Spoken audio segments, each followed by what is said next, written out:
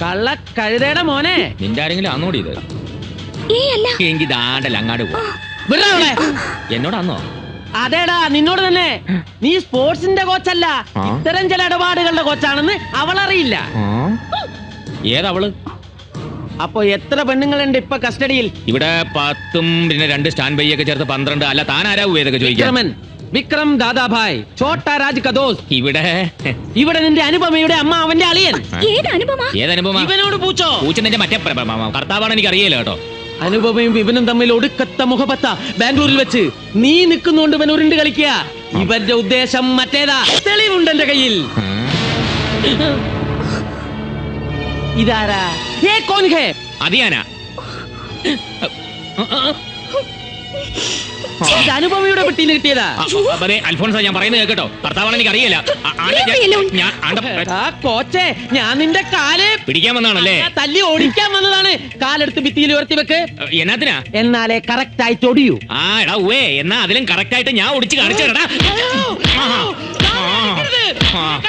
നിന്റെ ദാദാ എന്റെ ജീവിതമായത്. എടാ പട്ടി, ഞാൻ കെട്ടാൻ പോണ പെണ്ണിനെയാ നീ പിണക്കി ഓടിച്ചത്. മോളെ, സോറി ഉണ്ട് കേട്ടോ. ഇനി അങ്ങനെ ഉണ്ടാവുകയല്ല. പോടാ കോച്ചേ.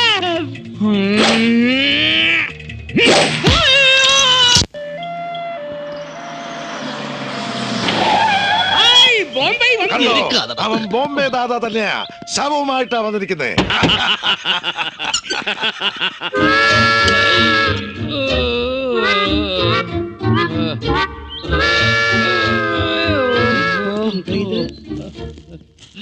ഞാൻ ആ കോച്ചിനെ കണ്ടു. അത് ഈ കോലം കണ്ടപ്പോ മനസ്സിലായി. നിങ്ങൾക്കറിയോ, ഞാൻ അവിടെ ചെല്ലുമ്പോ ആ കോച്ച് വേറൊരു പെണ്ണിനെ കെട്ടിപ്പിടിച്ചോണ്ട് നിക്കുക. അത് കണ്ടതും എന്റെ നിയന്ത്രണം വിട്ടു. ആ പെണ്ണിനെ കണ്ടപ്പോഴോ? അതല്ല, ഇവിടത്തെ പെണ്ണിന്റെ പേരും പറഞ്ഞ് അവിടെ ഒരു ജഗൻ. എന്നിട്ട് എന്താവാൻ? അവൻ ഇവന്റെ കാലും കൈയും തല്ലി ഒടിച്ചു വിട്ടു, അത്ര തന്നെ. വിക്രമനോട് ആരാ ഇതൊക്കെ ചെയ്യാൻ പറഞ്ഞത്? ഞാനാ. ഈ തറവാടിന്റെ മാനങ്ങളെ ഈ കാര്യത്തിൽ അനന്തരം ഞാൻ പിന്താങ്ങും. താങ്ങ് പിന്നെന്നുള്ള താങ്ങ് തനിക്ക് ഇനിയും പ്രതീക്ഷിക്കാം. കേറിപ്പോ. അയ്യോ ബോംബെ, കഷ്ടം. കാര്യങ്ങൾ ഇങ്ങനെ സ്ഥിതിക്ക് എന്റെ പ്രതീക്ഷ സഫലമാവല്ലേ ലാലേട്ടാ? എന്റെ പ്രതീക്ഷ സഫലമാവും. ആ പ്രതീക്ഷ അപ്രതീക്ഷിതമാക്കാൻ ഞാൻ ഇനി ജോലിക്കും പോണില്ല. പാവം മൃഗങ്ങൾ എങ്ങനെ രക്ഷപ്പെട്ടു. ഇവന്റെ ജോലി ലാലേട്ടന്റെ വക്കീൽ പണി പോലെയാ. ഫുൾ ടൈം ഈച്ചയാട്ടിക്കൊണ്ടിരിക്കുക അവിടെ. നീ അവനിട്ട് പണിഞ്ഞിട്ട് എനിക്കിട്ട് കേട്ടരുത്. എടാ, രണ്ടുപേരും കൂടി തമ്മിൽ തല്ലി ചാകാതെ എങ്ങനെയെങ്കിലും അനുപമയെ കോർണർ ചെയ്യാൻ നോക്ക്. മുത്തച്ഛ, ഒരു സമരസ് വന്നിട്ടുണ്ടോ? ഓരോ പ്രാവശ്യം കൂട്ടിമുട്ടി വീഴുമ്പോഴും എനിക്ക് കുട്ടിയോട് ഇത് കൂടി വരുന്നു. എന്ന് വെച്ചാൽ ഒരിത് ഇതെന്ന് പറഞ്ഞാല് അത് എനിക്ക് മനസ്സിലായി. എനിക്കിഷ്ടം. പ്രേമത്തിന് കണ്ണില്ല, മൂക്കില്ല, വേലക്കാരി എന്നില്ല അല്ലേ? മടപ്രാവേ, ഹായ്.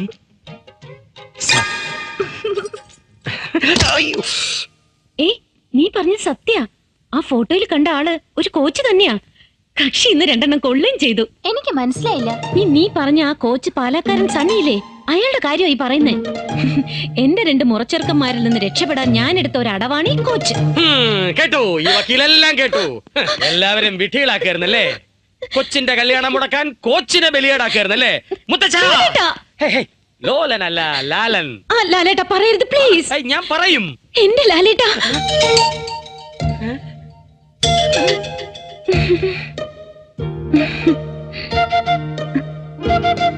ഇത്രയും നാളായിട്ടും എന്റെ മനസ്സൊന്ന് മനസ്സിലാക്കാൻ ലാലേട്ടന് പറ്റിയില്ലല്ലോ.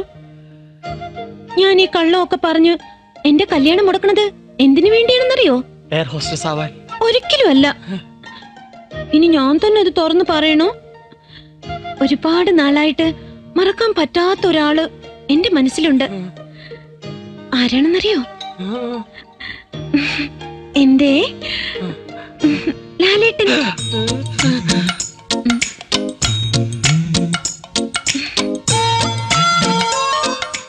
എന്താ ഒന്നും പറയത്തെ?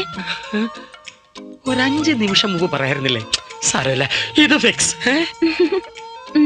പിന്നെ ഇത് ഒരടവല്ലല്ലോ. ഹോ, ചങ്ക പിളർന്ന് കാണിച്ചാലും ചെമ്പരത്തി പൂവാണെന്ന് പറയരുത് ചേട്ടാ. അയ്യോ, ചങ്ക വിളർക്കണ്ട, ഞാൻ വിശ്വസിച്ചു. പേടിയുണ്ടാ ഞാൻ ഇത്രയും കാലം പറയാതിരുന്നത്. ഇനി ലാലേട്ടൻ പറ, എന്റെ മുത്തശ്ശന്റെ ആഗ്രഹപ്രകാരം ഞാൻ മുറച്ചക്കന്മാരിൽ ഒരുത്തനെ കെട്ടണോ? ഏയ് വേണ്ട, ഇനി അവന്മാരുടെ ശല്യം ഉണ്ടായാൽ ജാമ്യമില്ല കേസ് കുടിക്കും, രണ്ടിനെയും ഞാൻ അകത്താക്കും. നമ്മുടെ കല്യാണത്തിന് വേണ്ടി ഇനി ഞാൻ എന്തടവെടുത്താലും ലാലേട്ടൻ എന്നോടൊപ്പം ഉണ്ടാവില്ലേ? എന്റെ ഈ ജീവൻ ഇനി അനുപമയ്ക്കുള്ളതാണ്. അത് മതി ലാലേട്ടാ, സമാധാനായി. ആ ഇനി ലാലേട്ടൻ പൊയ്ക്കോളൂ, അല്ലെങ്കിൽ എല്ലാവർക്കും സംശയമാവും. ആ ശരിയാണ്. ഇനി ഞാൻ രാത്രികാലങ്ങളിൽ മാർച്ചാരനെ പോലെ പതുങ്ങി വരാം. അയ്യോ,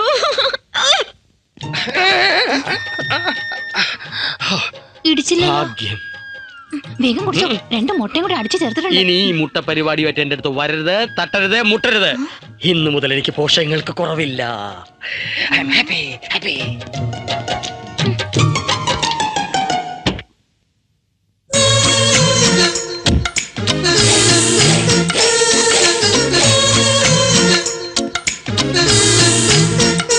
I am bulky wala. കഴിഞ്ഞൊക്കെ കഴിഞ്ഞു. മോഹനകൃഷ്ണനും ഓമനക്കുട്ടനും എന്റെ മുന്നിൽ കളിച്ചു വളർന്ന കുട്ടികളാ. എന്ത് കുറവുകൾ നീ കണ്ടെത്തിയാലും അവര് നല്ലോരാ. അതിലൊരാളെ നീ വിവാഹം കഴിക്കണം. അല്ലെങ്കിൽ വേണ്ട, ഇപ്പൊ തന്നെ തീരുമാനിക്കാം. മോഹനകൃഷ്ണ, ഓമനക്കുട്ട. അയ്യോ വേണ്ട മുത്തശ്ശ, നോക്കിയും കണ്ടേ മുത്തച്ഛന്റെ ഈ മോളെ എന്ത് നിശ്ചയിക്കൂ. നിങ്ങളുടെയൊക്കെ മനസ്സ് വിഷമിപ്പിച്ചിട്ട് ഞാൻ ഒരിക്കലും എടുത്തു ചാടില്ല. എനിക്ക് ഒരാളോട് സ്നേഹമുണ്ട് എന്നുള്ളത് ശരിയാ, ശരിയാണ്. അത് നിങ്ങളൊക്കെ കരുതും പോലെ ആ കോച്ചിനെ ഒന്നല്ല. അല്ല പിന്നെ പറഞ്ഞോളൂ, എല്ലാം തുറന്നു പറഞ്ഞോളൂ.